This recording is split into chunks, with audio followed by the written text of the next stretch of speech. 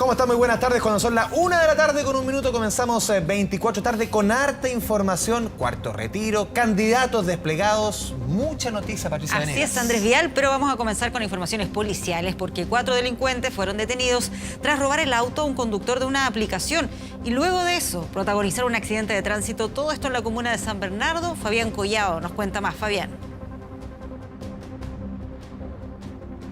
¿Qué tal? Muy buenas tardes, Pati, Andrés, y vamos a comenzar las informaciones policiales de esta jornada. Antes, revisando una detención ciudadana que ocurrió durante las últimas horas en la comuna de Maipú y que llamó las miradas, sobre todo captó las miradas debido a que estas imágenes fueron subidas a redes sociales. Se trata de un portonazo que ocurrió durante las últimas horas en el sector de Hermanos Carrera con Rengifo.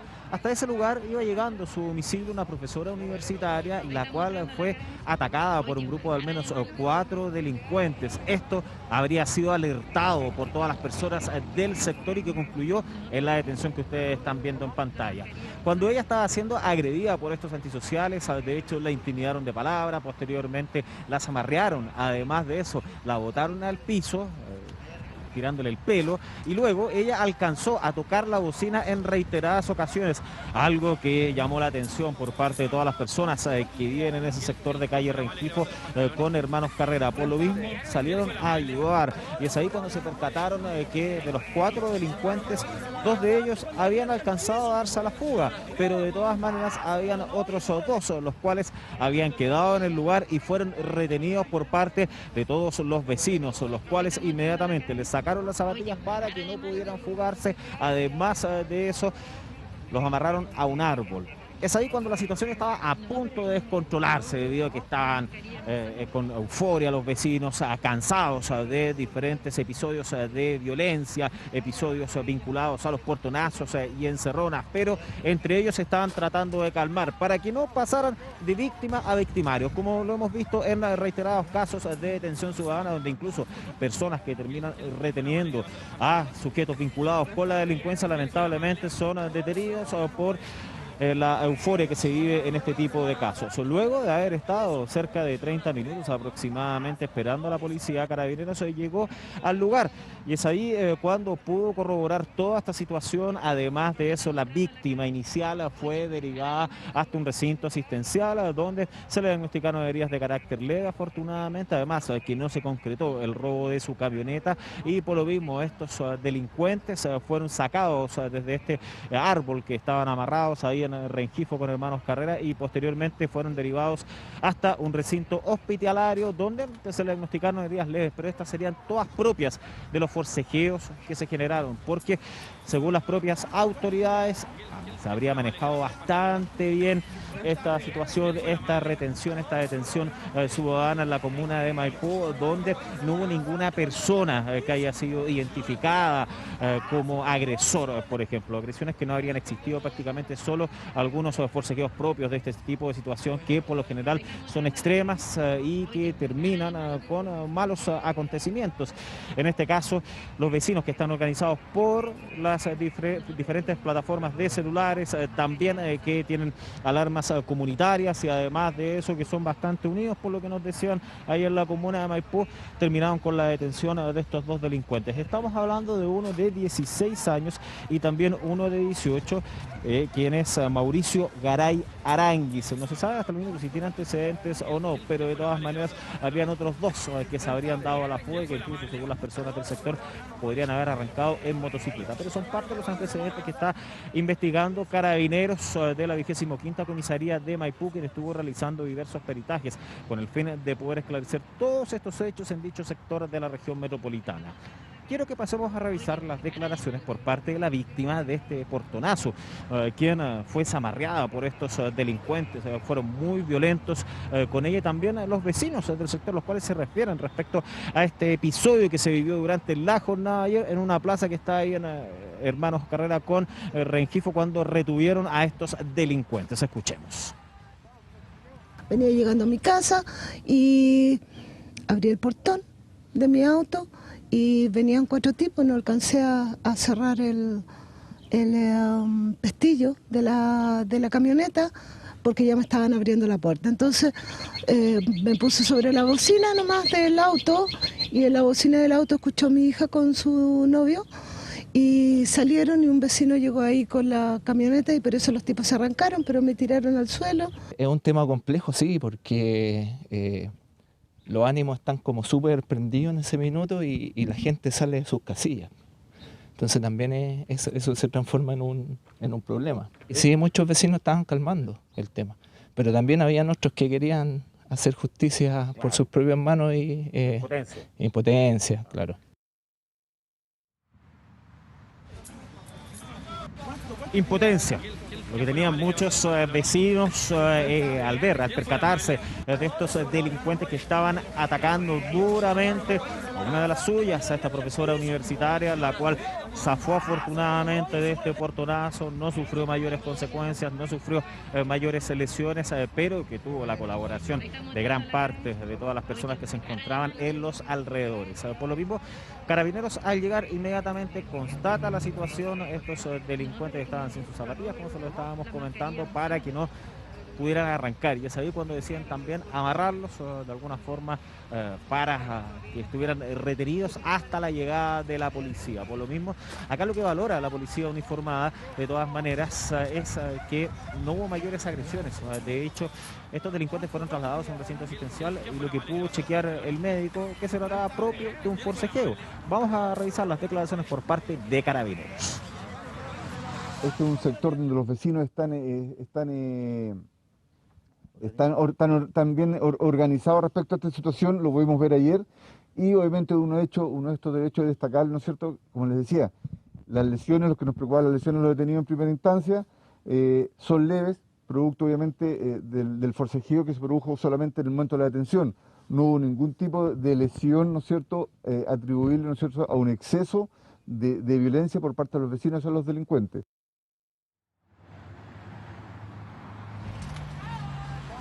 Situación que afortunadamente estuvo bajo control. En algún minuto esto se podría haber salido, pero entre ellos trataron de apaciguar los ánimos, que no pasara a mayores, y por eso es que estamos hablando de una detención ciudadana calificada como correcta, como un ejemplo, y que no tuvo mayores consecuencias, donde una de las vecinas estaba sufriendo este portonazo. No lo lograron los delincuentes, y además al menos 2 de los 4 miembros de la banda, luego de ser detenidos por parte de los propios vecinos, ahora están enfrentando diferentes cargos por parte de la Fiscalía Metropolitana Occidente en el Centro de Justicia. Vamos a revisar otras informaciones. Ahora nos trasladamos al centro de Santiago. Ustedes van a ver las imágenes de esta persecución policial que ocurrió en horas de la noche de ayer. Las imágenes corresponden al sector de Manuel Rodríguez. Esto se había iniciado a las 22 horas cuando Carabineros en República con la Alameda verificó que había un vehículo de alta gama. Se le trató de hacer una fiscalización, pero huyeron del lugar. Por lo mismo, esto dio pie al seguimiento, el cual concluyó en compañía con Manuel Rodríguez, cuando estos antisociales chocaron con otros 2 vehículos, donde afortunadamente no hubo personas heridas. Estuvieron corroborando los diferentes antecedentes, cómo habían adquirido ese vehículo, y claro, tenían cargo por robo debido a que los minutos antes los antisociales habían realizado una encerrona a una mujer que circulaba por la autopista central, y al llegar a la Costanera Norte fue interceptada por un vehículo que le impidió el paso, y es ahí con armas de fuego la intimidaron. Además se apoderaron de este automóvil para darse a la fuga. Son 3 los detenidos, estamos hablando de 18 años con amplio prontuario policial por robos por intimidación, por robos de vehículos, etcétera. Revisemos antecedentes en voz de Carabineros. Un vehículo no respetó las señales de los carabineros, los cuales huyeron del lugar por distintas intersecciones de la comuna, momento en el cual colisionó con 2 vehículos sin ocasionar lesiones, logrando la detención de estos 3 individuos. Hace presente que al efectuar un registro, uno de estos mantenía en el cinto de su pantalón un arma tipo fogueo no apta para el disparo. Se logró establecer que 1 hora antes, una mujer había ido a denunciar un delito robo con intimidación, por lo cual, a través de diligencias realizadas por la sección de investigaciones policiales de la Tercera Comisaría Santiago Centro, se logró establecer la identidad de estos individuos y relacionarlos con dicho procedimiento. Entonces, delincuentes que fueron detenidos a pocos metros de donde habían cometido este ilícito en autopista central con la costanera norte. Se inicia la persecución policial en el corazón de la región metropolitana y fueron capturados en Manuel Rodríguez con compañía. Van a tener que enfrentar a la justicia. No hay ninguna persona lesionada en medio de esta persecución y encerrona en el centro de Santiago. Vamos a revisar otra información. Ahora nos trasladamos a San Bernardo, donde un conductor de aplicación fue víctima de un violento asalto. Este tipo de delitos, la verdad, que no lo veíamos hace varios meses, nuevamente se toman la agenda en materia policial. Cerca de las 10 de la noche, los delincuentes habían solicitado este servicio de transporte en Padre Hurtado con el camino El Mariscal. Se subieron 4 adolescentes de 16 años, los cuales se dirigían hasta el sector de la Villa La Estrella, siempre en la comuna de San Bernardo. Cuando llegaron a ese destino, intimidaron con armas al conductor. Además de eso, lo dejaron abandonado y se dieron a la fuga. Es ahí cuando, por vecinos, recibió la ayuda a la víctima, ya que pudo llamar a carabineros.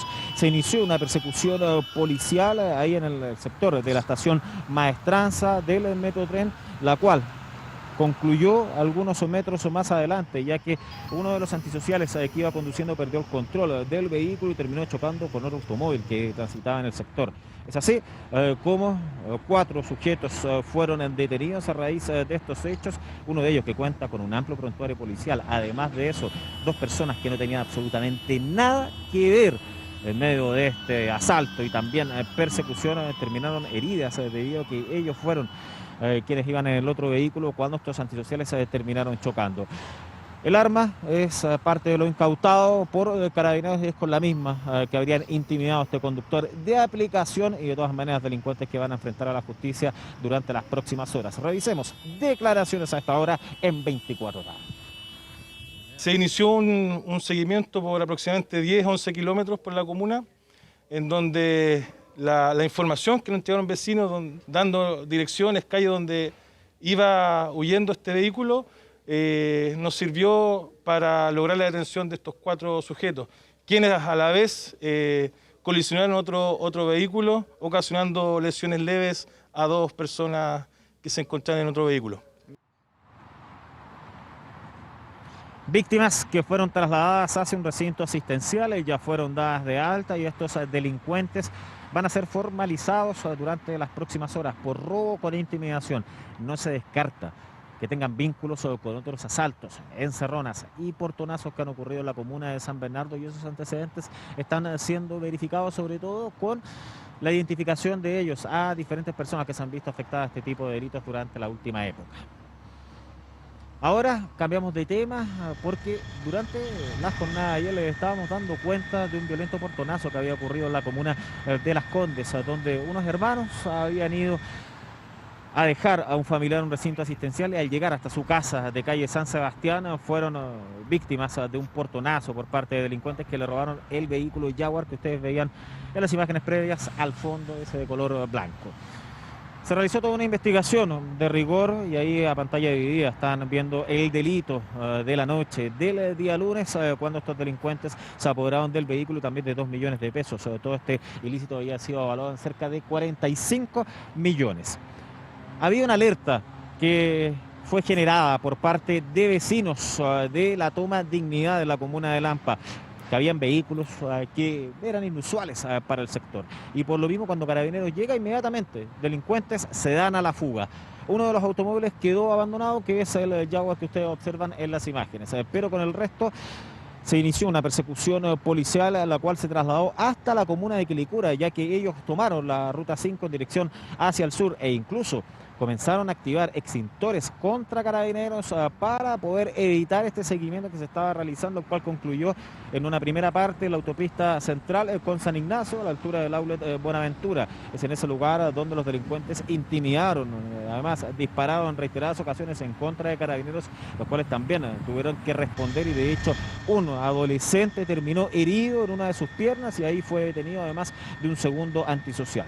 Paralelamente, se generó otra persecución policial en los mismos momentos, ya que un Chevrolet Camaro que estaba transitando en el sector se dio a la fuga y este fue encontrado en calle Pastora Rosa Astete de la comuna de Quilicura, con apoyo de carabineros, del helicóptero, un gran operativo que se generó en el sector norte de la región metropolitana. Y entonces los 3 vehículos que todos tenían encargo por robo, todos estaban vinculados a encerronas y portonazos, fueron decomisados por parte de carabineros, y 2 delincuentes los cuales tienen que enfrentar a la justicia. Uno de ellos de 15 años y el otro de 19 con antecedentes afines. Revisemos declaraciones. Estos vehículos que eran seguidos controladamente por carabineros salen a Avenida Fray Montalva, en lugar donde los individuos efectúan reiterados disparos en contra de personal de carabineros. Una vez que este vehículo se detiene, continúan efectuando disparos en contra de carabineros, por lo cual carabineros usa su armamento de servicio para repeler el ataque, logrando la detención de 2 individuos y recuperando un vehículo en el lugar. Los otros 2 vehículos que se dieron a la fuga del lugar, conforme al trabajo coordinado que realiza la institución a nivel de SENCO, se logró encontrar y recuperar 2 vehículos más, uno en la comuna de Quilicura y otro acá en la comuna de Batuco. Alto poder de fuego tenían estos delincuentes. Si ustedes veían la escopeta, por ejemplo, que fue decomisada en uno de los vehículos, hay al menos 2 sujetos que están prófugos. Ellos están siendo buscados en este minuto por la policía, y además estos 2 que fueron aprehendidos por parte de carabineros, se está realizando una investigación en contra de ellos, sobre todo para poder ver si que son individualizados, si que son identificados de haber participado del robo del vehículo Jaguar, avalado en 45 millones de pesos la noche previa, ahí en calle San Sebastián de la comuna de Las Condes, el portonazo que terminó afectando a estos hermanos que iban llegando a su domicilio. De ser así, arriesgan penas mucho mayores al momento de ser enjuiciados, proceso que ya se está realizando en esta audiencia de formalización de cargos. Pati Andrés. Muy bien. Fabián Collado, muchas gracias por todas estas informaciones policiales. Buenas tardes. 1 de la tarde con 17 minutos. Vamos a la primera pausa en 24 tarde. Estamos de vuelta ya con las noticias en 24 tarde, Patricia Benítez. Así es, vamos a revisar de inmediato lo que está pasando con estas largas filas que se están registrando en el registro civil de Cerro Navia, donde un gran número de personas llegó incluso en la madrugada para intentar conseguir un número de atención. Todo esto en medio del vencimiento masivo de cédulas de identidad que, recordemos, van a expirar este 31 de diciembre. Andrea Pino tiene más detalles. Andrea. ¿Cómo están? Buenas tardes. Estamos en el registro civil de Providencia, en Avenida Andrés Bello, y seguramente esta imagen que ustedes van a ver se repite en otras oficinas. Están muy cerca de cerrar y es una imagen completamente diferente a lo que ocurrió esta mañana en la comuna de Cerro Navia. ¿Por qué? Porque en algunas oficinas, como en esta, la atención es solo con reserva de hora a través de internet. No vienen las personas a pedir un número. En Cerro Navia sí, se distribuyen hasta 90 números de manera diaria, y eso generó que muchas personas que no están o pudiendo o queriendo hacer el agendamiento a través de internet fueron presencialmente a pedir un número y tratar de hacer el trámite hoy mismo. Por eso esta fila que se generó en esa oficina del registro civil, como ocurre también en otras. Y todo esto de cara al próximo 31 de diciembre, fecha límite en que regirá esta prórroga que, recordemos, permite que se usen cédulas de identidad vencidas por la pandemia. Pero ya eso vence el próximo 31 de diciembre para todos los chilenos, y el 28 de febrero se acaba el plazo también para los extranjeros que residen en nuestro país. Eso quiere decir que no pueden hacer uso de la cédula de identidad vencida para hacer diferentes trámites. Por eso es necesario renovarla, por eso el registro civil y también el Ministerio de Justicia ya en julio adelantaban la necesidad de renovar estos plásticos, 2,4 millones de cédulas de identidad que van a quedar completamente obsoletas el próximo 31 de diciembre o 28 de febrero según corresponda. En Cerro Navia conversamos con las personas que hacían la fila, muchos venían de sectores lejanos de la capital para poder obtener este número y renovar ya la cédula de identidad. Revisemos. Yo llegué a las 4:15, porque ayer vine a las 6:30 y me quedé sin número, ya habían más de 90 personas y necesito sacar la cédula lo antes posible. Una consulta, hoy, ¿a qué hora llegaste? A las 4:20, 4:30 por ahí. Vine el lunes, llegué tarde y no pude, entonces por eso vine hoy más temprano. Mira, el otro día fui vine aquí, no había número. Fui a Quinta Normal, no había número. Fui a Renca, tampoco había número. Averigüé las oficinas que estaban con cosa presencial y vine a Cerro Navia, yo soy de Santiago Centro. Y averigüé que dan 90 números y que había que llegar temprano. Pedí en Puente Alto, online, en agosto, me dieron hora para octubre.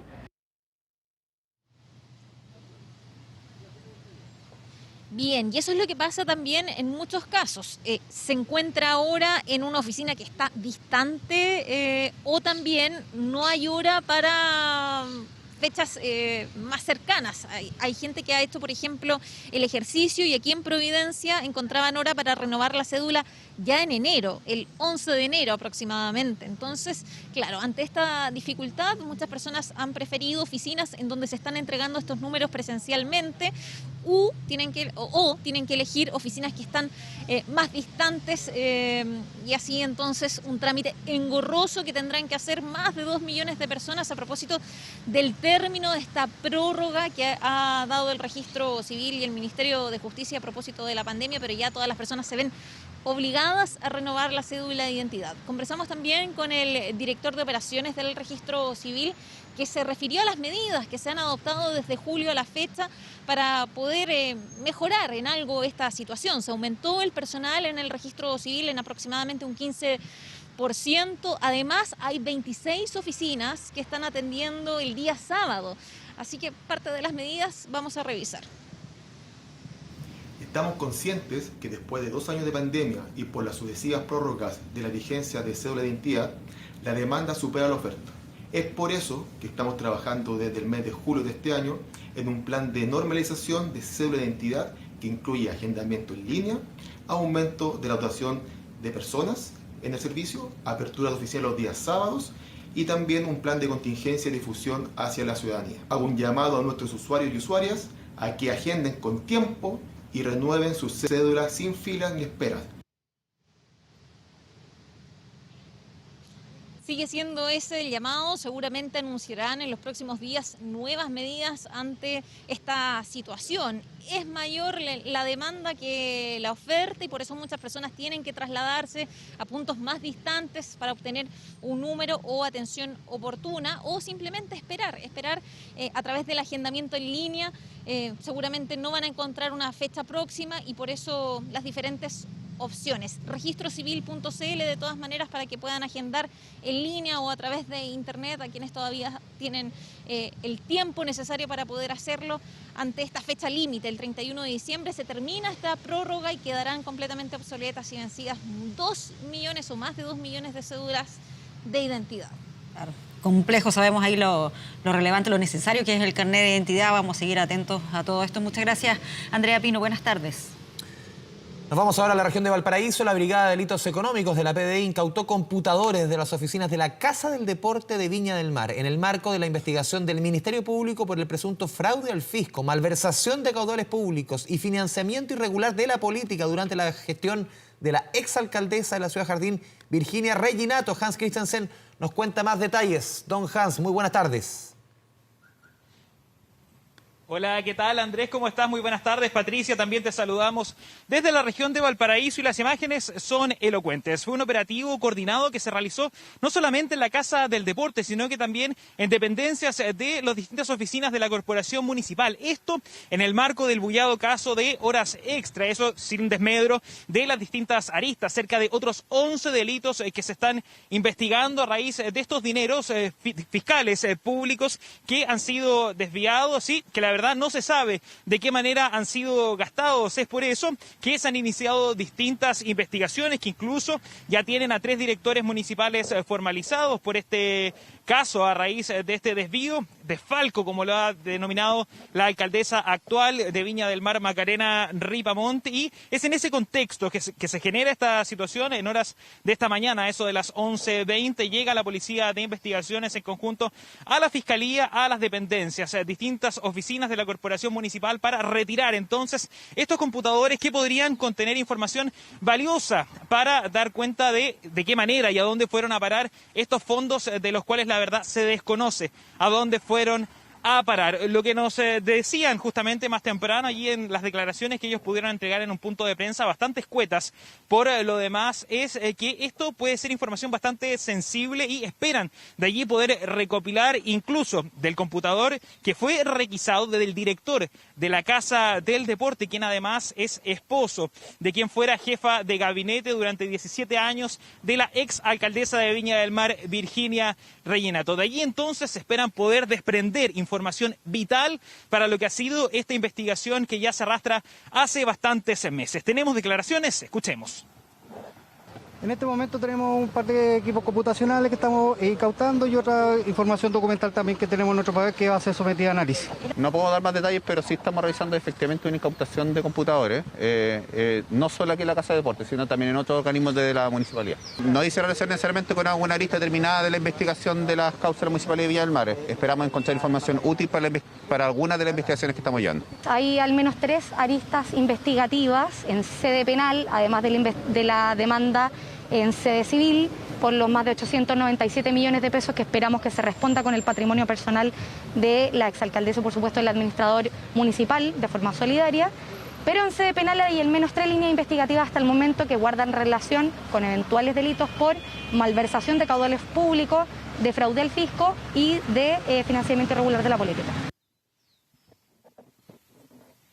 Fraude al fisco, eso es principalmente lo que se está buscando dilucidar en estas investigaciones y los escuchábamos, ¿no?, de parte del fiscal. La verdad, no hay solo una arista, son varias y por lo tanto no se sabe finalmente qué es lo que van a encontrar en esos computadores, pero esperan sean documentos que de alguna manera logren dilucidar y dar cuenta de a dónde fueron a parar estos dineros públicos que la verdad están desaparecidos, nos explicaban. Y allí algo bastante importante que mencionaba la alcaldesa Macarena Ripamonti, es una nueva arista que recién conocimos esta semana, son cerca de 900 millones de pesos, como bien escuchábamos, que adeudaría la corporación municipal también en cuanto a las cotizaciones de muchísimos de los empleados que allí trabajan y por lo tanto ellos esperan que esos dineros sean devueltos, pero desde el patrimonio privado, personal de la ex edil Virginia Reginato. Una situación entonces que vamos a ir viendo cómo va a ir avanzando con el pasar de los días, investigaciones que siguen en curso. Recordemos incluso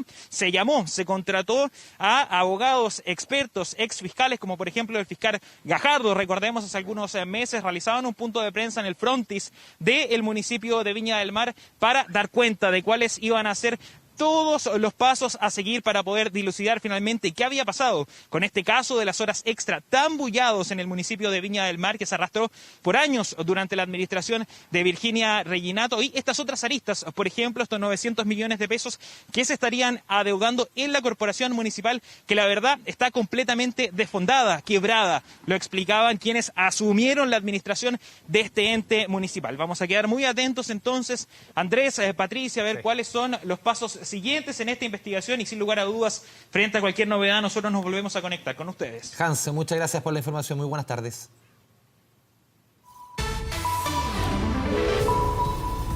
Ahora. Mazazo para la Roja, Patricia Vanegas. Todo lo que nos están viendo a través de la pantalla de TVN 24 tarde. Mauricio Isla, nueva baja de la selección chilena. Se suma a Eric Pulgar, a Charles Aranguis. Contacto estrecho, de acuerdo a lo que ha informado la Seremi de Salud. Malas noticias para Martín Lazarte. Un día antes del partido de Chile ante Paraguay, la Roja pierde al Guaso Isla, jugador del Flamengo de Brasil, tras ser considerado contacto estrecho de un caso de COVID-19. En el comunicado se detalla que el futbolista se encuentra asintomático con su programa de vacunación completo y con PCR negativo y que comenzará un periodo de aislamiento de 7 días, por lo que también se perdería el duelo frente a Ecuador a jugarse en San Carlos de Apoquindo. Sí. De hecho, habíamos estado comentando más temprano, Andrés, esto de que había quedado Mauricio Isla fuera de la práctica de este miércoles. No se sabía todavía la información, qué era lo que había ocurrido, si se trataba o no de alguna lesión o algo así que hubiese incidido en esa decisión. Luego queda fuera del avión que estamos viendo ahí en pantalla, que se van a subir los jugadores. Exactamente. Mañana a las 8. Y luego de eso vino entonces este comunicado en el cual ya se detalla específicamente que tiene que ver puntualmente con una situación en la que él fue contacto estrecho. Se dice que esto fue algo previo a la concentración de la selección chilena, porque ahí surge inmediatamente la duda de qué es lo que puede ocurrir con el resto de los jugadores. Y se dice ahí que se encontraba asintomático, con su programa de vacunación completo, con PCR negativo, pero de todas maneras, de acuerdo a las normas sanitarias, se procede a realizar este periodo de aislamiento de 7 días desde el día de contacto en un recinto distinto al de la delegación, bajo la supervisión médica adecuada. Compleja situación. Vamos a seguir informando, obviamente, en nuestro bloque deportivo junto a Sergio Pinto.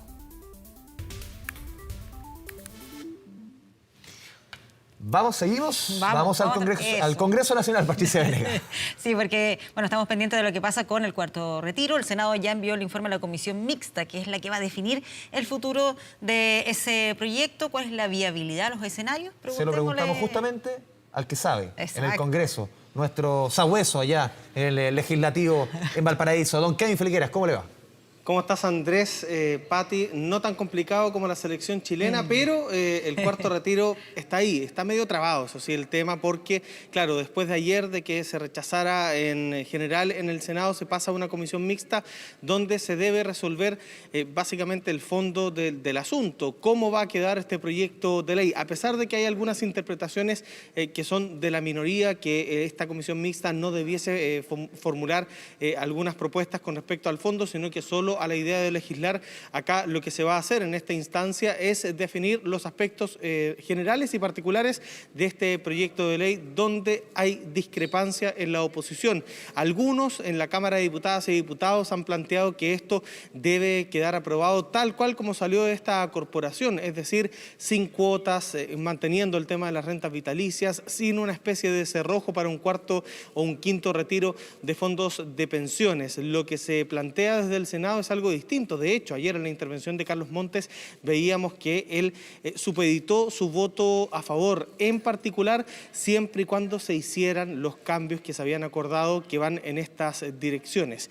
Vamos a revisar de inmediato declaraciones del subsecretario de las Express, Máximo Pavés, que da cuenta además que el Ejecutivo no se hará parte de mejorar esta iniciativa porque derechamente lo encuentran un mal proyecto que afecta la economía nacional y que además manifiesta hay dos bandos en la centroizquierda, unos que están por aprobar el cuarto retiro tal como viene desde la Cámara y otros que buscan mejorarlo, pero que de todas maneras esperan que prime la sensatez. Revisamos las palabras del subsecretario de las Express, Máximo Páez. Y el senador Durresti el que en el fondo produce con sus declaraciones el divorcio tan negativo para el país entre lo político y lo técnico.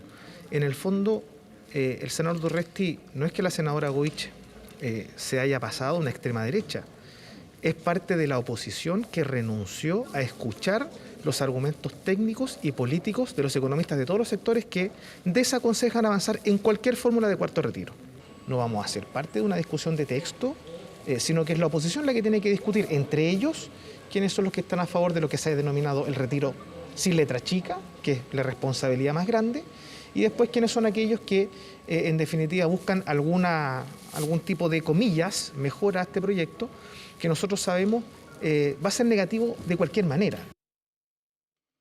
El informe que emita esta comisión mixta debe ser votado tanto en la sala de la Cámara como en la sala del Senado. Allí se requieren de los mismos quórums de aprobación, es decir, primero en la Cámara 92 y luego en el Senado 26. Revisamos de inmediato palabras de los parlamentarios.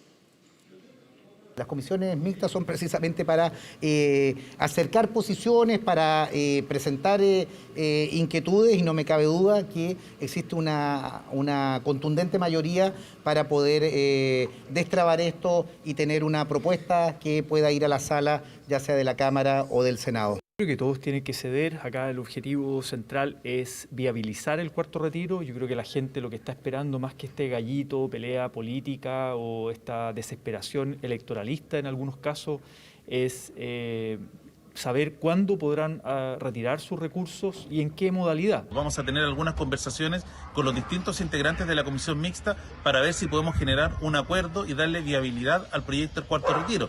En esta línea esperamos que los diputados entiendan que van a tener que ceder en parte de lo que propusieron originalmente al Senado, ya que el proyecto que llegó de la Cámara de Diputados tenía una serie de deficiencias técnicas y jurídicas que es necesario corregir durante la discusión de la comisión mixta. Lo que pasó ayer en el Senado es una muerte anunciada del cuarto retiro, porque yo creo que la comisión mixta, hay comisiones mixtas que no se han formado nunca, que no se han llegado a acuerdo además y que después no son ratificadas por ambas salas.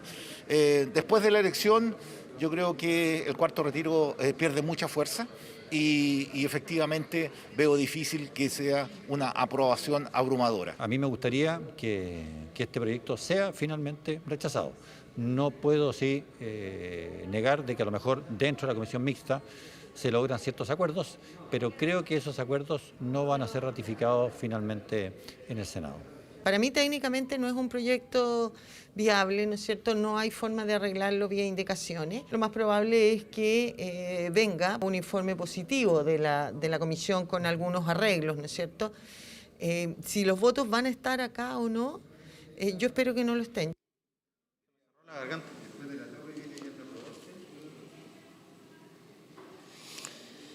Bueno, ahí estaban las declaraciones, Pati, Andrés, sobre este cuarto retiro de fondos de pensiones. Algunos desde la oposición plantean que esto tiene que quedar sin letras chicas, dicen ellos. Desde la oposición en el Senado se demoró, de hecho, esta votación en general, precisamente buscando los acuerdos para realizarle modificaciones al texto. Se dice, por ejemplo, que uno de los aspectos centrales es el cobro de impuestos, que esto constituye renta, pero para las más altas rentas del país, algo que se había declarado inadmisible acá en la Cámara de Diputadas y Diputados y que hoy el senador Juan Ignacio Latorre decía había sido un error político importante.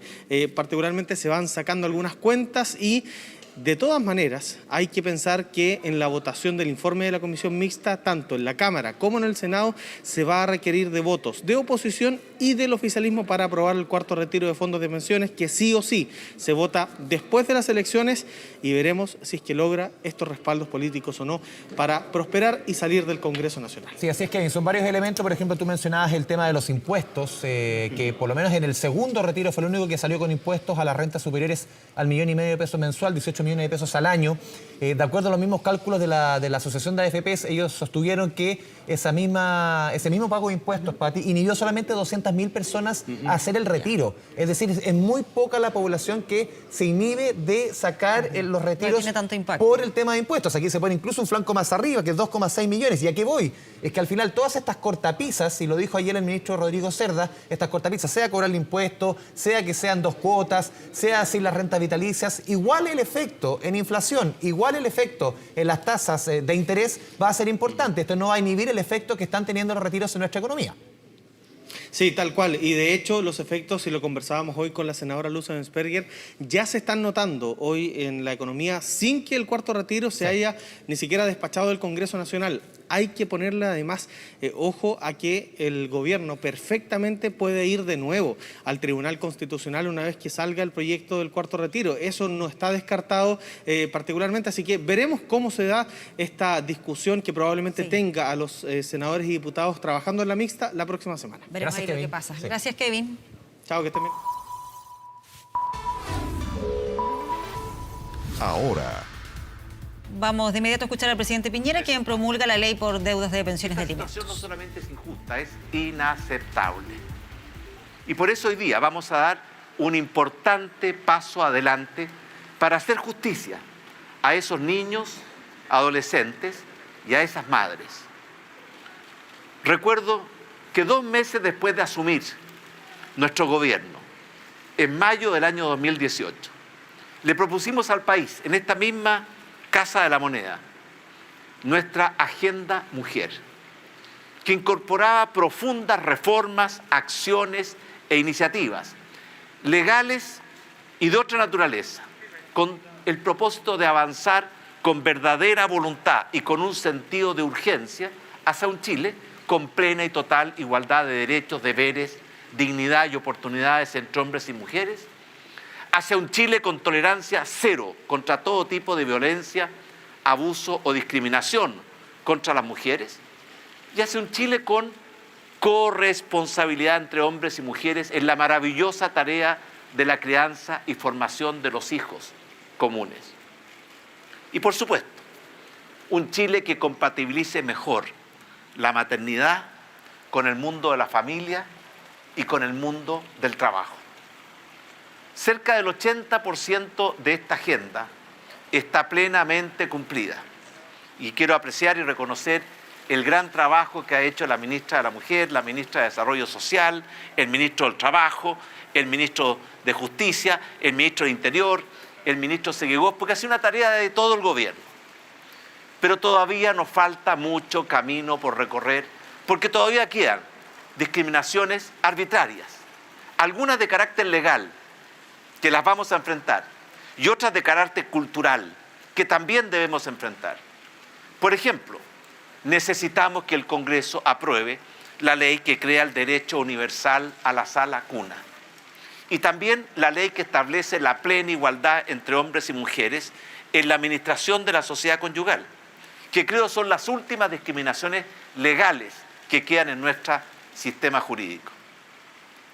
Hace un mes, cuando promulgamos la ley de monitoreo telemático, que era parte de nuestra agenda mujer, también dimos un importante paso para proteger mejor a las mujeres, que son víctimas de la violencia, porque esa ley dificulta o impide que el condenado o imputado por violencia intrafamiliar se acerque a su pareja o a su ex mujer.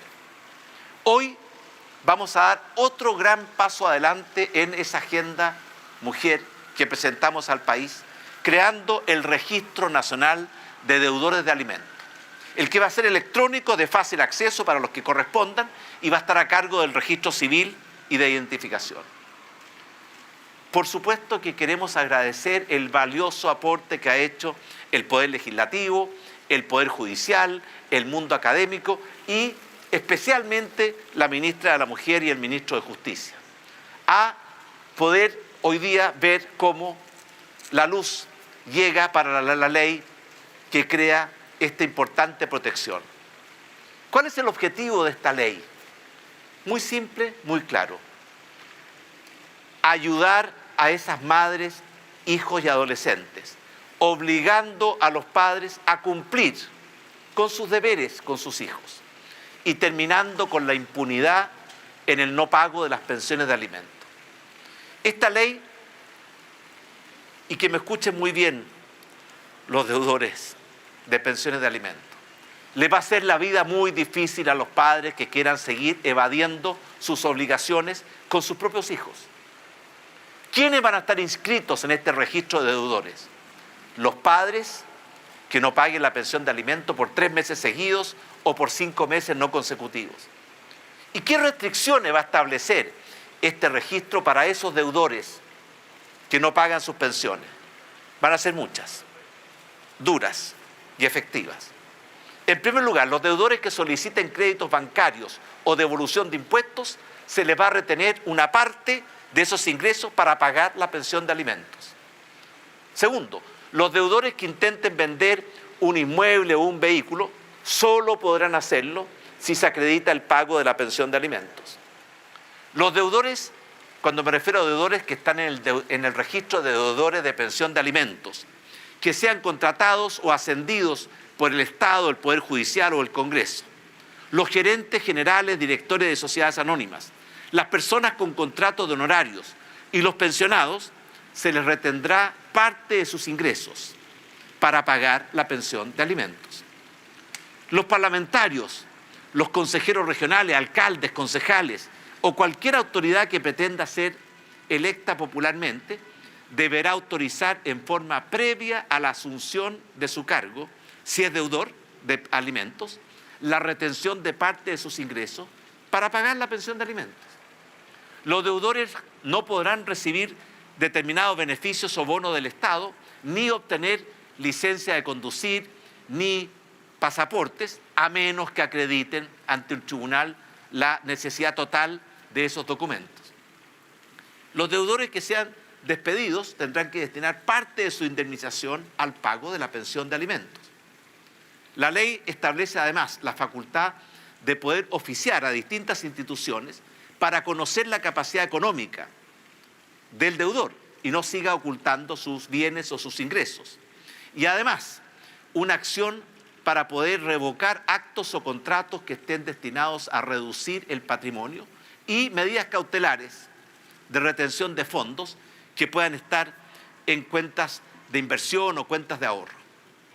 Además, esta ley modifica el Código Civil e incorpora la pensión de alimentos como crédito de primera clase, es decir, como un crédito que tiene preferencia en el pago, porque estamos hablando de pensiones de alimentos. Lo dijo recién Lorena, no puede ser que una deuda con una casa comercial sea más importante que la deuda que un padre tiene con sus propios hijos. Sin duda, son medidas muy duras, pero son justas y necesarias para lograr que las pensiones de alimentos se paguen oportunamente, para terminar con el calvario de las madres buscando y esforzándose por obtener su pensión, para hacer justicia a esos cientos de miles de niños y niñas que no reciben lo que deben recibir de sus padres, y también para hacer justicia a esas madres que por tanto tiempo, largos años, han debido enfrentar solas la mantención de sus hijos y sus hijas. Estamos convencidos que esta ley va a contribuir a fortalecer una cultura de responsabilidad parental y también a hacer desaparecer la incultura del incumplimiento frente a los hijos. Y lo más importante, hacer justicia. Justicia a esos niños, justicia a esas madres. Y estoy seguro que esta ley va a contribuir a un Chile mejor. Muchas gracias y esperamos que esta ley haga justicia a tantas madres y a tantos hijos. Muchas gracias, presidente, por sus palabras. Lo invitamos a permanecer en el mismo lugar para realizar la firma de la promulgación de la ley que crea el Registro Nacional de Deudores de Pensiones de Alimentos. Invitamos también al ministro de Justicia, a la ministra de la Mujer y Equidad de Género, al ministro del Interior y Seguridad Pública, a la ministra de Desarrollo Social. Sí, ahí y estamos Familia. escuchando entonces las declaraciones del presidente Sebastián Piñera en torno a esto que ya es ley, ya es oficial, este Registro Nacional para los Deudores, cambiando la lógica del cobro para aquellas personas que están adeudando estas pensiones de alimentos, ya no solamente con la persecución judicial, sino con la retención de fondos, la retención de dineros en una serie de actividades, de transacciones cotidianas, de manera de asegurar que ese pago llegue Oye, Pati, a las madres. y va amarrado con lo que conversábamos antes con Kevin, con los retiros de fondos de pensiones. Si fueron los retiros los que visibilizaron una situación en nuestro país que hace mucho tiempo estaba todos los días en todos los tribunales de familia, decenas, cientos de casos. El 84% de los padres que deben pagar esta pensión de alimentos no la paga. ¿De acuerdo a las cifras que se entregaron en su minuto los tribunales de familia? El 84%, es decir, 1 de cada 6 padres que debe pagar pensión de alimentos efectivamente la paga, para que tomemos en consideración un poco la dimensión de lo que estamos hablando. No era efectivo el sistema que había hasta Exacto. ahora para poder concretar esos cobros, y por eso, claro, queda en evidencia absolutamente con lo de los fondos de pensiones, y ahora ya se establece este registro nacional para deudores. Ya mencionaba algo ahí el presidente, pero para recordar nada más que se va a considerar como un deudor a aquellas personas que deban 3 mensualidades de pensión de alimentos consecutivas o 5 discontinuas, y por ejemplo, al momento de pedir un crédito bancario por una suma superior a 50 UF, se le va a retener parte de esos fondos para pagar una deuda. Durante el proceso de devolución de impuestos, también ahí la tesorería va a retener parte del dinero que se adeude. Si el deudor vende su casa o un vehículo, también se va a retener los dineros para poder pagar. Otras sanciones, por ejemplo, no se le va a otorgar licencia de conducir ni pasaporte a menos que se acredite frente al tribunal la necesidad de tales documentos. Lo dijo recién el presidente Piñera.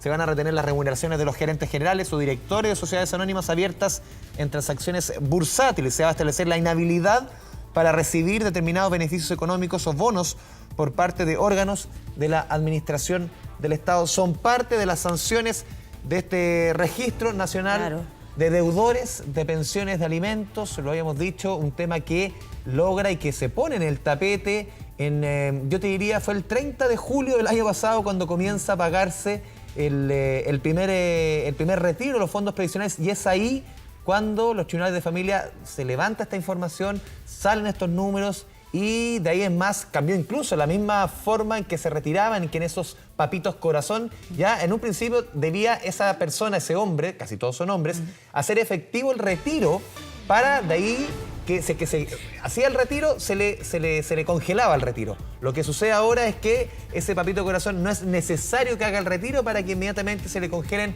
esos dineros. Ahora, obviamente que el cerco está mucho más cerca, se aprieta mucho más, es muy, muy necesario, lo decíamos, los números son súper elocuentes. Cambia. 1 de cada 6 padres que debe pagar pensión de alimentos efectivamente la paga. Claro, cambia absolutamente la lógica entonces, porque no solamente esta persecución judicial, sino que en distintas transacciones es donde entonces se va a producir esa retención de fondos. Por ejemplo, si una persona es despedida y a la vez deudora, va a pagar la pensión alimenticia a través de esa indemnización que debiera recibir por años de servicio. En el caso de trabajadores a honorarios, también que reciban pensión de vejez, invalidez o sobrevivencia, también van a sufrir retenciones de sus pagos para saldar estas deudas de pensión alimenticia. Estamos viendo imágenes que tienen que ver con... Claro, el presidente va a responder a 2-3 preguntas respecto a contingencia, por eso es que se pone el estrado, se pone el taburete para que el presidente responda a las preguntas de la prensa. Escuchemos. Presidente, ¿cómo está? Muy buenas tardes, Iván Carvajal de CNN. A nombre de todos los medios de comunicación, tenemos 2 preguntas para usted. Lo primero, sobre la acusación constitucional. Bueno, ¿qué le parece estar enfrentando este escenario? Es un juicio político en el Senado. Eventualmente podría ser destituido y pasar así a la historia. Además, por primera vez Chile está dando que hablar en un tema como este. Esa es la primera pregunta. Lo segundo, sobre el cuarto retiro. ¿Confía que la votación ayer en el Senado haga que el cuarto retiro no prospere en la comisión mixta? Muchas gracias. Muy buenas tardes. Estamos convencidos que esta acusación no tiene ningún fundamento, ni en los hechos, ni en el derecho. Después de una detenida lectura, hemos concluido que la acusación está basada en hechos falsos o mañosamente relatados o en simples conjeturas o suposiciones, y que no cumple con las normas que regulan una acusación constitucional en nuestro Estado de Derecho. Pero además, los hechos fueron analizados e investigados profundamente por la Fiscalía, por un juzgado de garantías, por la Corte de Apelaciones e incluso en un recurso de casación por la Corte Suprema. Y en todas esas instancias, en forma unánime, se decretó que no había ninguna irregularidad, pero además se estableció mi total inocencia. Además, y esto por respeto a la verdad, los temas tributarios y de transparencia, declaración de patrimonio, fueron también conocidos e investigados y aclarados por las máximas autoridades del Servicio de Impuestos Internos y de la propia Contraloría. Esta acusación obedece a un clima enrarecido que estamos viviendo en la política chilena y que los chilenos pudieron observarlos en esa larga noche en que se debatió esta acusación y que, en nuestra opinión, tiene un claro e injustificado interés electoral. Y finalmente, estamos muy confiados que el próximo martes el Senado, actuando como jurado y analizando en forma objetiva, racional y reflexiva los hechos, va a desechar totalmente esta acusación. Con respecto a las pensiones, el objetivo de nuestro gobierno ha sido el mismo desde el primer día, y es doble.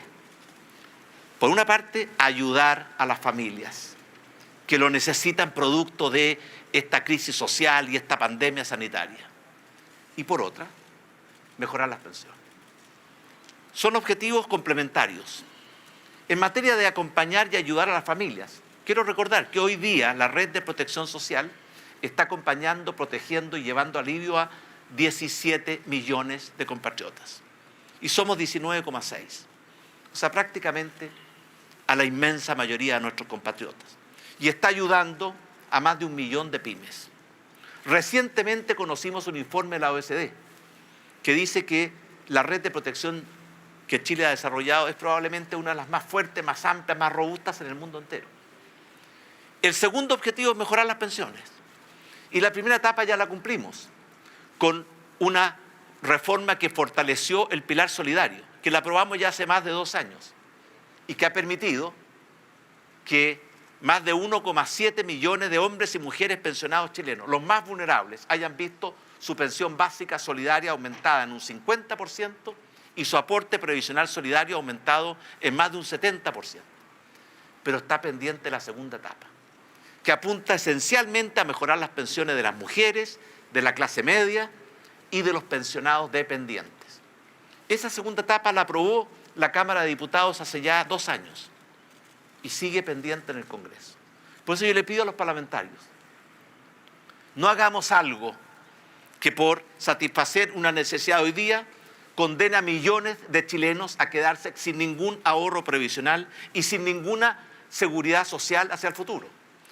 Hagamos el camino correcto, que es compatibilizar, ayudar a las familias que hoy lo necesitan y mejorar las pensiones que también las necesitan hoy nuestros pensionados. Esa es la posición del gobierno en la que hemos impulsado desde el primer día y que vamos a seguir impulsando. Muchas gracias. Muchas gracias, presidente, por sus palabras. Bien, ahí entonces el presidente Sebastián Piñera, esto es la promulgación de esta ley de los deudores de pensiones de alimentos, pero además respondiendo a algunas preguntas de la contingencia, puntualmente la acusación constitucional señalando que no tiene ningún fundamento y que confía en que el Senado lo va a rechazar, y también lo que dice en relación con el cuarto retiro. Sí, decía respecto a la acusación, obedece a un clima enrarecido, tiene un claro interés electoral y se mostró el presidente Piñera muy confiado que el martes se va a desechar en el Senado esta acusación.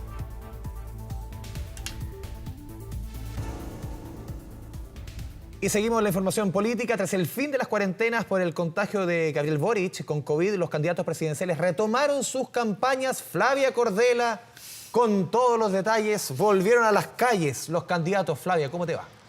¿Cómo están? Muy buenas tardes. Así es, volvieron a las calles porque quedan solo 11 días para que se desarrollen las elecciones presidenciales del próximo 21 de noviembre. Días intensos, días donde los candidatos presidenciales vuelven a salir a la calle tras días de cuarentena. Es por eso que buscan a toda máquina recuperar el tiempo perdido. Sin embargo, los ojos durante esta jornada se centraron en Gabriel Boric. Recordemos que él fue quien dio COVID positivo y quien hoy salió de su cuarentena y lo hizo llegando al Congreso Nacional. Las imágenes, las cámaras apuntaron directamente a él porque también recordemos que el día de ayer se anunció un sumario sanitario en su contra para investigar si se cumplió o no con las normativas para combatir el coronavirus en algunas de sus actividades de campaña, precisamente cuando él lanzó su programa presidencial. Dicen desde la Seremía de Salud que, como se ha visto en distintas oportunidades, en las imágenes se vio que, por ejemplo, no se respetó el distanciamiento físico o que algunos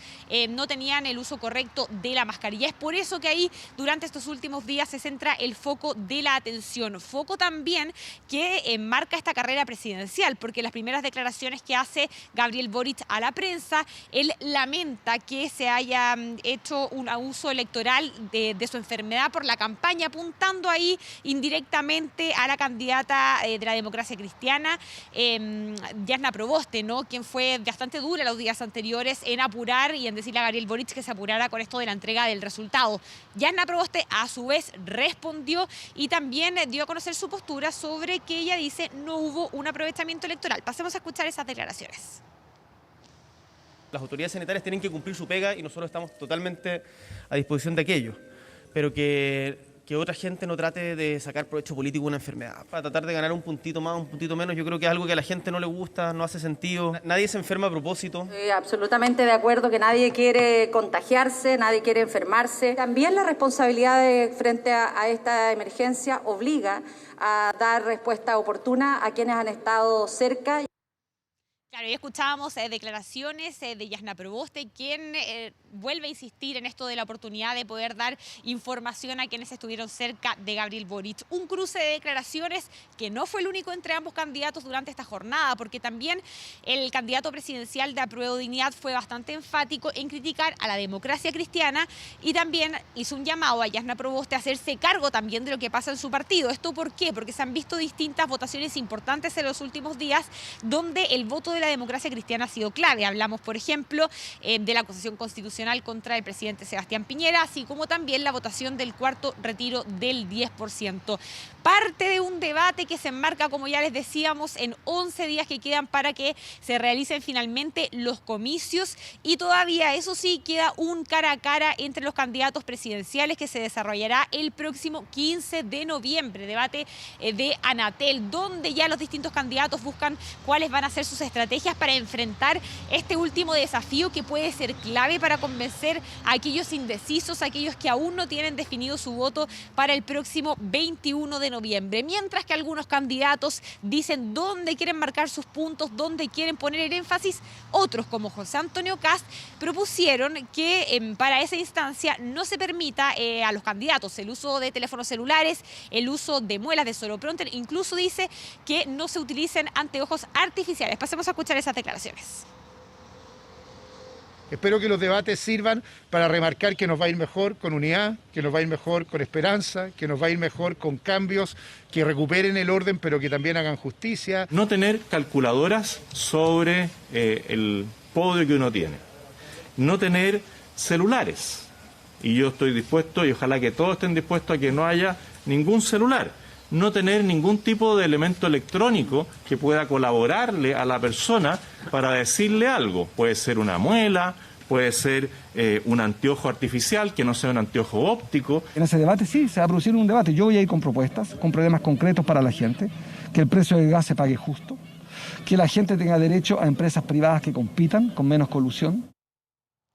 Claro, ahí entonces el cómo los candidatos presidenciales se van preparando, ¿no es cierto?, para este último cara a cara televisivo que tendrán los 7, esperamos, candidatos presidenciales. ¿Por qué digo esperamos? Porque todavía no se tiene ninguna información sobre cuándo llegaría Franco Parisi a través de las redes sociales.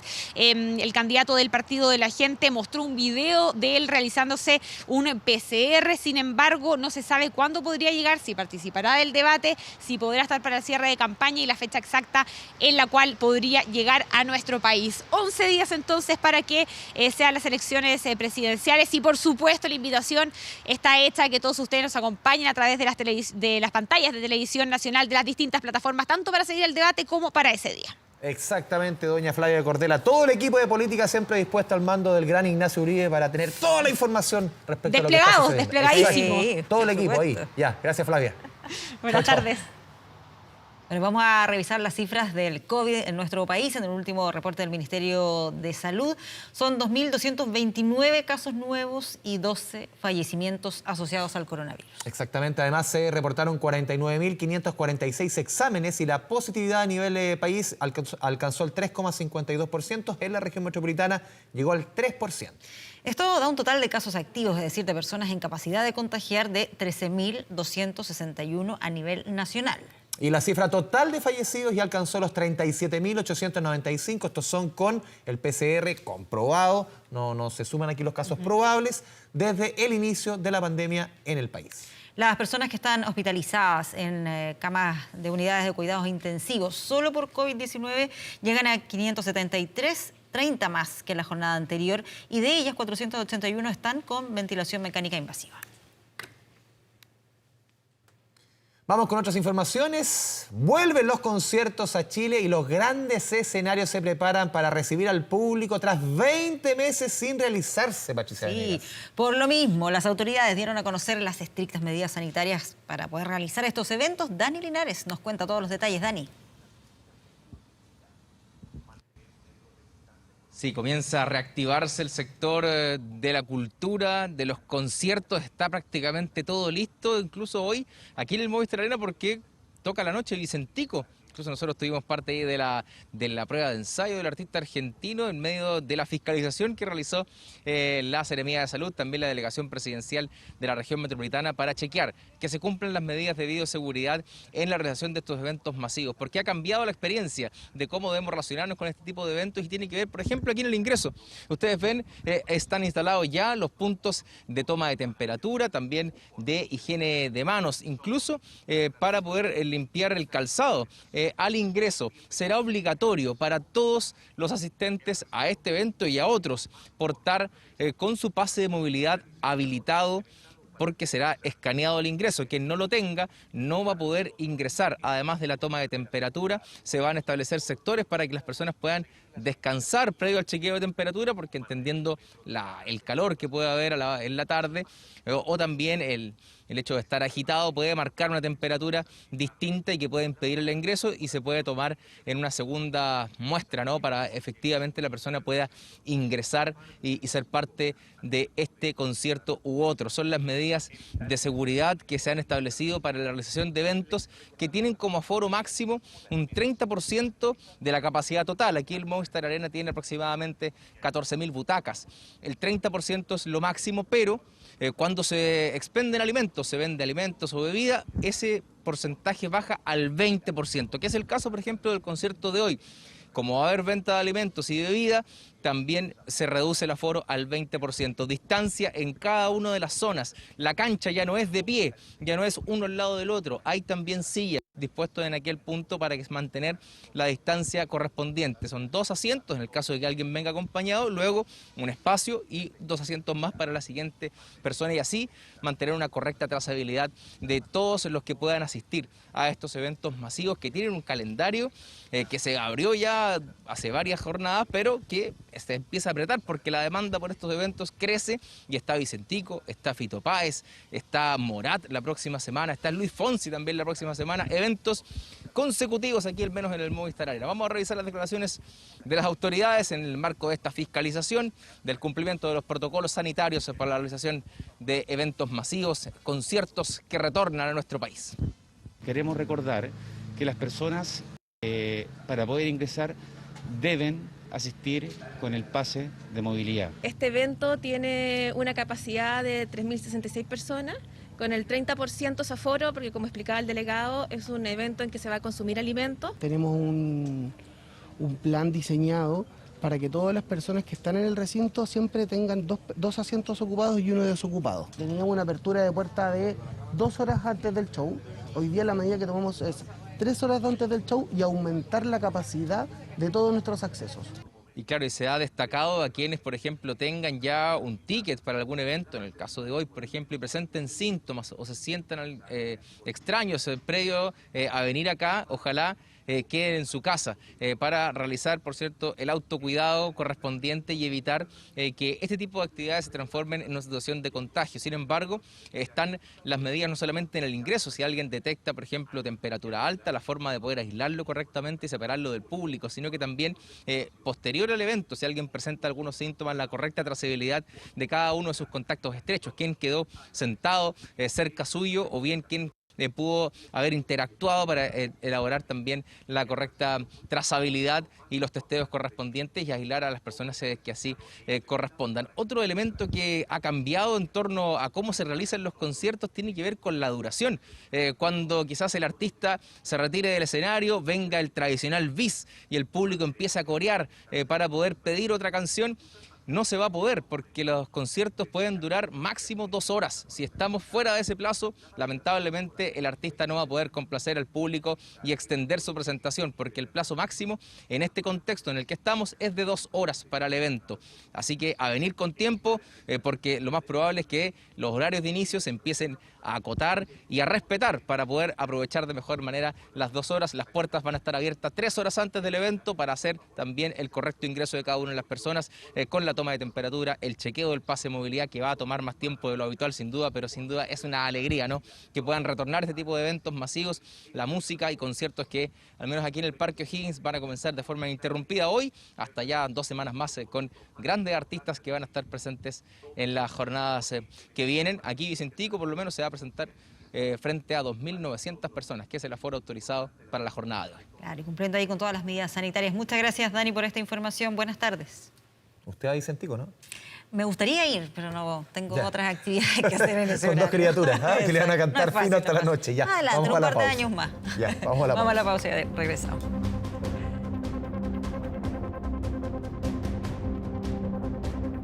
Ser pyme es ser diferente. Entra en bci.cl/empresarios y descubre todo lo que tenemos para tu negocio. BCI, seamos diferentes.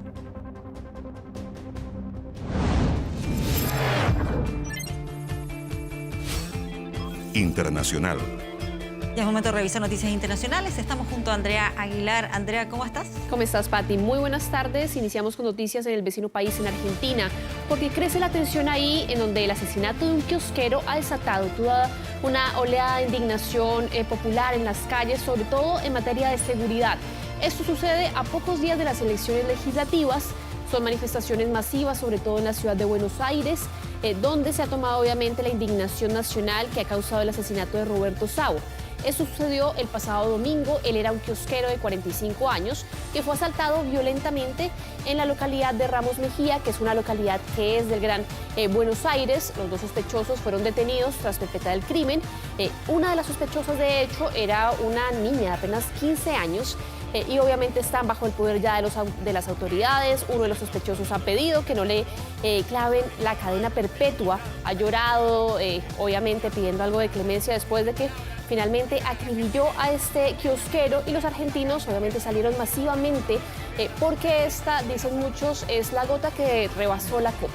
O sea, eso es lo que explica en el fondo todas estas manifestaciones. En el fondo es como que se transforma en un caso emblemático, pero que representa como la situación de la delincuencia y más generalizada, que por lo menos es lo que reclama la gente, ¿no? Exactamente, y aparte que esta es una localidad, es la localidad más poblada que hay en Argentina, La Matanza. Casi 1.800.000 personas viven en esta localidad, pero es una localidad que, por más populosa que es, no tiene servicios básicos. Hay un problema de seguridad bien grave que obviamente está reflejado en este tipo de casos, y obviamente esto ha aumentado la criminalidad en varias zonas del país, y las protestas, como les mencionaba al principio, se dan a pocos días de las elecciones legislativas, que de hecho son claves para el gobierno de Alberto Fernández, que tiene una popularidad sumamente golpeada. De hecho, la familia de este kiosquero lo ha emplazado, ha dicho que seguramente no sería capaz de mirarnos a los ojos después de lo que ha sucedido. Sin embargo, hay varios miembros del gobierno que se han comunicado ya con esta familia.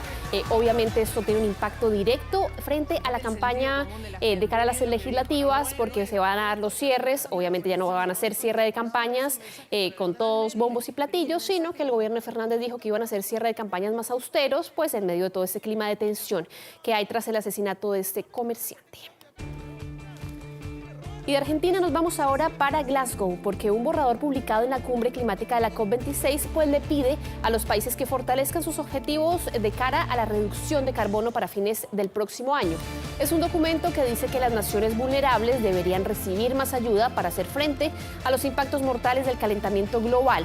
Los críticos han dicho que el documento del pacto realmente no es lo suficientemente potente, no va lo suficientemente lejos, mientras otros recibieron con agrado ese enfoque de mantener el calentamiento dentro de los 1,5 grados durante la próxima década, que es esa meta, para que no se den esos eventos meteorológicos extremos que estamos viendo actualmente. El borrador del Acuerdo de Glasgow ha sido publicado por la presidencia de la COP26 de Reino Unido y deberá obviamente ser negociado y acordado por todos los países que asisten a esas conversaciones. Pero esa es como la cifra clave, ¿no? Limitar el calentamiento global a 1,5 grados centígrados, y ahí las dudas están respecto a con qué tanta fuerza se coloca eso en ese texto y qué tan fuertes son también las exigencias, los compromisos finalmente que toman los países. Claro, hay varios países que están en contra de que eso quede plasmado, porque de hecho los científicos dicen que normalmente no vamos a poder cumplir esa meta, sino que estamos sobre los 2,4 grados centígrados en la próxima década. Por eso es que varios países se han mostrado reacios, obviamente, a poner ese 1,5, que es la meta, para evitar todos esos temas meteorológicos extremos, todas esas lluvias, inundaciones que estamos viendo en distintas partes del planeta. Sería esa entonces la meta, y hay que ver si esto se diluye o finalmente se concreta de cara a la conclusión de esta cumbre, que recordemos va a ser el 12 de noviembre. Y de ahí nos vamos a ir justamente a otra parte de Europa, porque la alta comisionada de Derechos Humanos de la ONU, Michelle Bachelet, ha calificado como intolerable lo que está sucediendo en la frontera entre Polonia y Bielorrusia. Todo este drama de los cientos de migrantes que fueron abandonados ahí a su suerte. Bachelet se ha declarado hoy horrorizada por los centenares de refugiados que han sido abandonados en esa frontera entre ambos países, en una situación, dice ella, desesperada, con temperaturas cercanas a la congelación. Lo que ha dicho también la alta comisionada es que ambos países deben desescalar la situación, dejar de centrar el tema en el tema de seguridad y actuar obviamente bajo las normas del derecho internacional humanitario. La expresidenta hizo además un llamado a que no se exalte toda la retórica incendiaria que solo aumenta la vulnerabilidad de los migrantes. Recordemos que todo esto ha surgido esta semana, donde han llegado imágenes muy impactantes de esta crisis que se vive en la frontera entre Polonia y Bielorrusia, a donde han llegado centenares de migrantes que provienen sobre todo de países en guerra, en Oriente Medio o en el norte de África, que buscan llegar o entrar a la Unión Europea a través de Polonia. Ellos han dicho todo el tiempo que no quieren quedarse en Bielorrusia ni tampoco en Polonia, sino que quieren llegar a Alemania, en donde la situación para los migrantes es mucho más fácil o es más sencilla a través de las distintas medidas que ha aprobado durante décadas el gobierno de Angela Merkel. Y volvemos a Latinoamérica, nos vamos ahora para Perú, porque Keiko Fujimori ha dado a conocer que su padre, Alberto Fujimori, y también su madre han sido trasladados a una clínica local para someterse a exámenes urgentes. A través de su cuenta de Twitter, la líder del partido opositor peruano, Fuerza Popular, comentó que por nuevas complicaciones de salud su padre tuvo que ser trasladado. El pasado 4 de octubre, Alberto Fujimori ya había sido sometido a una intervención quirúrgica para colocarle una prótesis vascular, pero eso no había acabado con todos los problemas de salud, según comentó su hija en redes sociales. La ex candidata presidencial agregó que los doctores creen que se trata de una fibrosis pulmonar. Pero no es la única noticia alrededor de la familia Fujimori en Perú, porque la ex primera dama, Susana Higuchi, también fue internada por problemas respiratorios y se encuentra en un coma inducido. Vamos ahora a noticias que se producen en Bolivia, porque al menos un muerto dejaron las violentas manifestaciones que se registraron en la localidad de Potosí. La Defensoría del Pueblo informó la muerte. También pidió al Ministerio Público que se inicie una investigación que permita esclarecer los hechos. Las protestas comenzaron este lunes en varias ciudades del país, como Santa Cruz, Tarijá, Cochabamba. Los manifestantes exigen al gobierno la derogación de un paquete de leyes que consideran inconstitucional, que atentan también al trabajo formal e independiente. Y el Comité Pro Santa Cruz confirmó que la tercera jornada del paro nacional va a seguir su curso durante esta jornada. Y volvemos a Europa para ver esta imagen curiosa que ha dejado el encuentro de la canciller alemana con Margarita II, la reina de Dinamarca. Y es que, como ven en pantalla, ella trató como de hacerle un saludo con el puño y la reina finalmente no quiso hacerlo. Y obviamente optó por medidas sanitarias. Fue un momento incómodo que causó realmente una risa en ambas. Sí, yo creo que identifica a muchas personas que cuando uno claro, llega a un lugar y uno no sabe cómo saludar en tiempos de pandemia. Si hacer un gesto, solo exacto. Decir. Justamente, bueno, pasó esto para la foto del encuentro, una reunión que se da mientras la reina y su hijo, el príncipe heredero Frederick, se encuentran en una visita de 4 días a Alemania. Después de varias paradas en la capital, pues la reina Margarita va a visitar sola la región de Baviera, después de este incómodo momento que le hizo pasar a la canciller alemana Angela Merkel.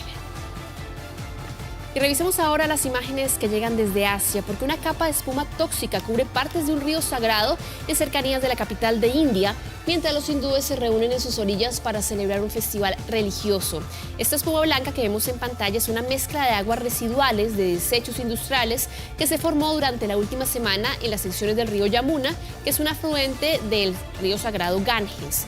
La espuma contiene altos niveles de amoníaco, de fosfatos, puede provocar incluso problemas respiratorios y cutáneos. La gente estaba ahí feliz bañándose. Eso te iba a preguntar, porque si tiene todos estos elementos y es tóxica, y vemos ahí que la gente no... Claro, digamos que ellos lo ven más por un lado religioso, porque era una festividad lo que estaba sucediendo ahí, un festival dedicado al dios del sol, Lord Surya, y el gobierno desplegó ya 15 barcos para eliminar esta espuma, pero los expertos temen que haya causado daños importantes, pero a la gente pareció importarle más la postal que realmente la contaminación a la que estaban expuestos. Y vamos ahora a noticias que tienen que ver con la ganadora del Premio Nobel de la Paz, con Malala Yousafzai, porque se casó con su pareja durante una ceremonia islámica en Birmingham. Malala y su ahora esposo, Aser Malik, participaron de una ceremonia nikah, que es donde los novios consienten el casarse. No es un contrato legalmente vinculante, pero sí es un primer paso que se da en los matrimonios islámicos. La destacada activista pakistaní de 24 años dijo que era un día precioso en su vida, compartió algunas de las fotos en redes sociales. Y recordemos que la activista por los derechos de las mujeres encontró un refugio justamente en Reino Unido después de que los talibanes dispararan en la cabeza en su contra en el año 2012. Tenía ya 15 años cuando fue atacada por los extremistas en Pakistán por justamente defender el derecho a las niñas a la educación. Y revisemos ahora las imágenes que llegan desde Rusia, porque la actriz y la cantante uruguaya Natalia Oreiro recibió finalmente su pasaporte ruso en Buenos Aires, ciudad en la que ella está residiendo actualmente. Recordemos que era un proceso que había iniciado ella en el 2016. Ella es toda una celebridad, Pati, en Rusia. Sí, es que eso es lo curioso, ¿no? Que al parecer alguna vez dieron teleseries de ella. Dieron esa novela que se llamaba Muñeca Brava. ¿Ya? Ellos quedaron obsesionados con ella. Ella se ha convertido en la cara, pues, de ser lo latino en Rusia. Ha sido, obviamente, el motivo por el que muchos rusos han aprendido a hablar español, y ella incluso hacían algún tipo de encuestas, y ella es más conocida que Messi en Rusia. A ese punto, a ese nivel. Ella es toda una celebridad, obviamente, para los rusos, y por eso este documento le fue entregado por el embajador en Rusia, en Argentina, Dmitry Sosikov, y el diplomático señaló que la cantante hace un gran aporte al desarrollo de la cooperación entre Rusia y América Latina. Oreiro pues leyó el juramento durante la ceremonia en su español y también en ruso, porque ya ha aprendido ruso también en estos años. Y su hijo de 9 años también recibió la ciudadanía. Es un decreto por el que se concede finalmente la nacionalidad, que fue firmado por el presidente Vladimir Putin a finales de octubre, y en ese momento Oreiro agradeció el honor, señaló que su relación con Rusia se había fortalecido, y todo esto surgió además de un chiste que ella hizo en medio de un programa ruso de que ella era tan conocida que merecía el pasaporte. Perfecto. Bueno, este chiste terminó convertido en ciudadanía de Rusia. Bueno, y finalizamos con esta noticia. Pati, ¿sabes quién es el hombre más sexy del mundo? ¿Quién es? Bueno, según la revista People, es el actor Paul Rudd. Fue calificado como el hombre más sexy del mundo. Rudd, de 52 años, obtuvo el título de la revista, que se dio a conocer en un extenso sketch de la comedia Late Show con Stephen Colbert. Este martes en la noche, él sometió a Rudd, que ha participado en varias producciones, estuvo en Friends, también en la franquicia de Marvel Ant-Man, y es una serie de pruebas de sensualidad, según este formato televisivo, incluido un examen físico, sesiones de fotos, como trabajador de la construcción, como monje.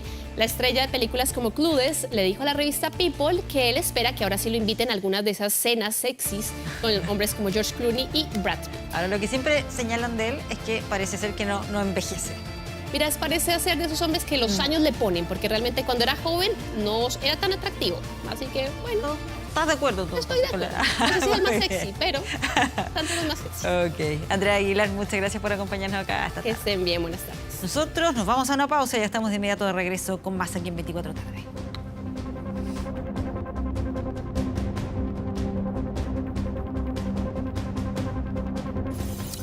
Son las 2 de la tarde ya con 39 minutos, 40 minutos. Seguimos con las noticias, Patricia. Muy bien, sí. Vamos con otras informaciones que tienen que ver con estos 35 nuevos trenes fabricados en nuestro país con la última tecnología y que se sumaron a la flota del Metro de Santiago, específicamente para las líneas 2 y 5. Se supone que son más cómodos, más modernos. Bueno, de todo esto nos cuenta Daniela González. Daniela.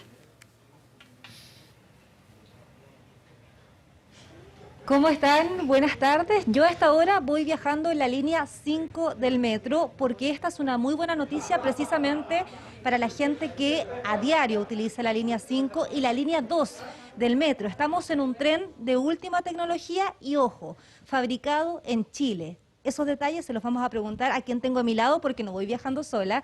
Estoy con el presidente de Metro, Luis de Grange. ¿Cómo está, presidente? Hola, ¿qué tal? Muy buenas tardes.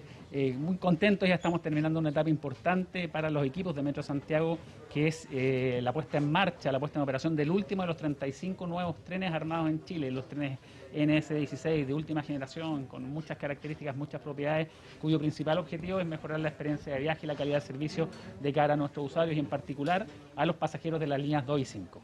Cuéntenos qué características, particularidades tiene este tren y los otros 34 que lo diferencian a los trenes que muchos utilizamos años anteriores en el metro.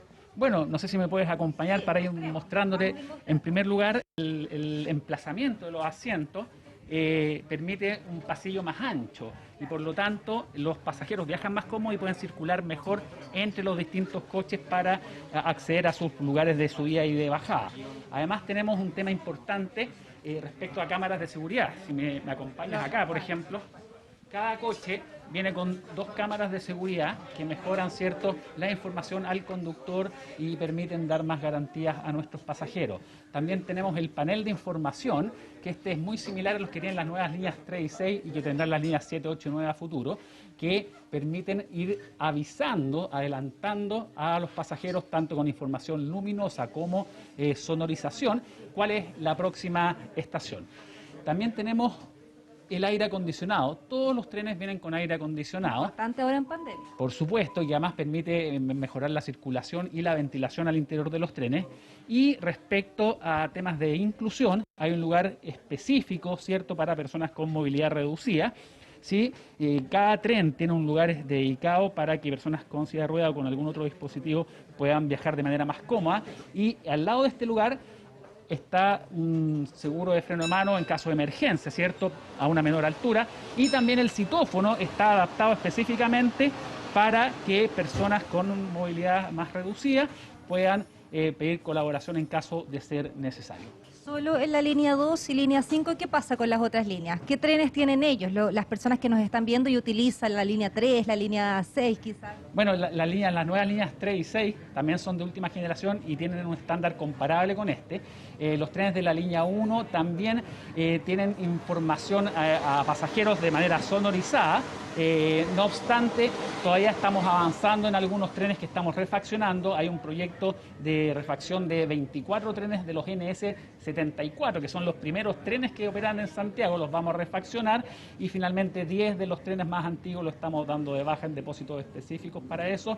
Por lo tanto, es todo un proceso de mejora continua de cara a darle al pasajero un mejor servicio. Perfecto, Luis de Granch, presidente de Metro, le agradecemos por este viaje que todavía no empieza, pero vamos a terminar en la estación Irarrázaval, eso nos habían dicho, así que vamos a estar conociendo también de cerca estos trenes que se unen, ya están circulando por el Metro de Santiago, pero hoy día se une el último, el mismo tren en el que estamos ahora, se va a unir dentro de los próximos días a la línea 5 del Metro, así que una muy buena noticia para los santiaguinos que a diario se movilizan en el Metro de Santiago, porque tendrán mejores condiciones de viajes con estos trenes nuevos de alta tecnología y fabricados en Chile.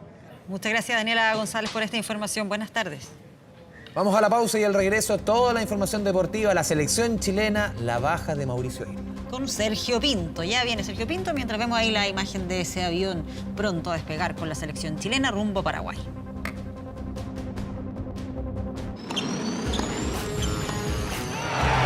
Deportes.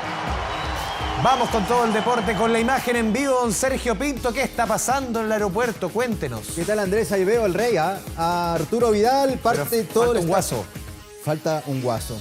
Sí, ya vamos a estar hablando de esa lamentable noticia que nos entregó la selección. Ahí está, a las 15 horas está pronosticado. Valver Huerta o Marcelino, ¿quién es?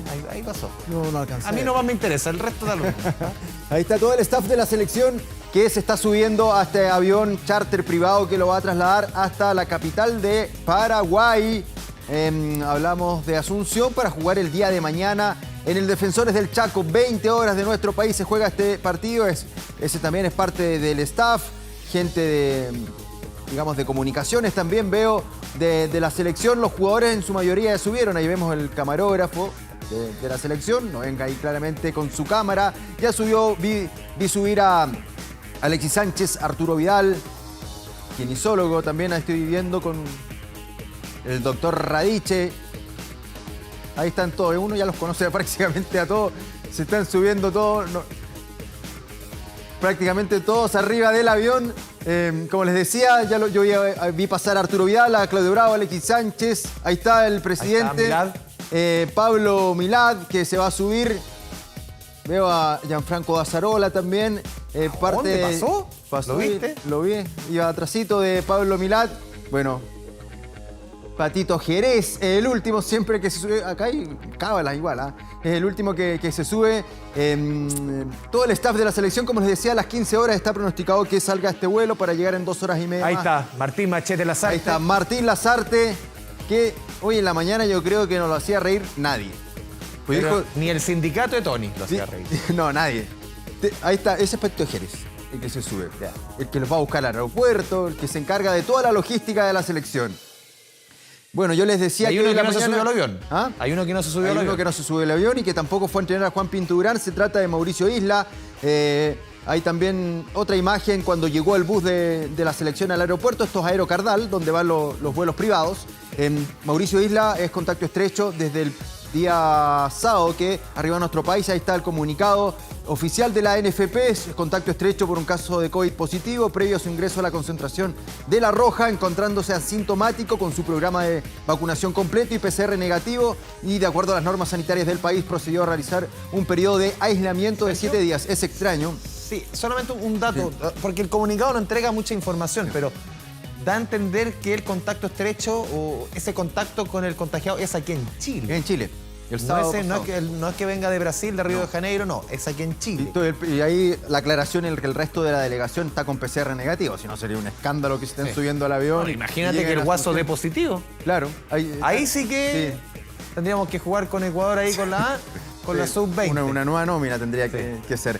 Pero claro, es una noticia muy lamentable porque el Guaso es realmente una pieza fundamental, porque no hay otro lateral derecho más encima en esta nómina.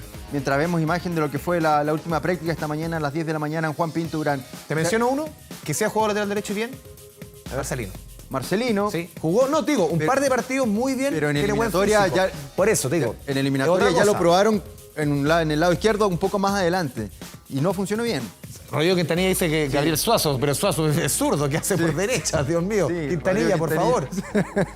Tenemos declaraciones de Martín Lasarte justamente de estos partidos que son muy importantes porque son 6 puntos donde Chile puede volver a subirse al carro de los clasificados o de los posibles clasificados o derechamente sentenciar su futuro en estas clasificatorias. Escuchemos a Machi.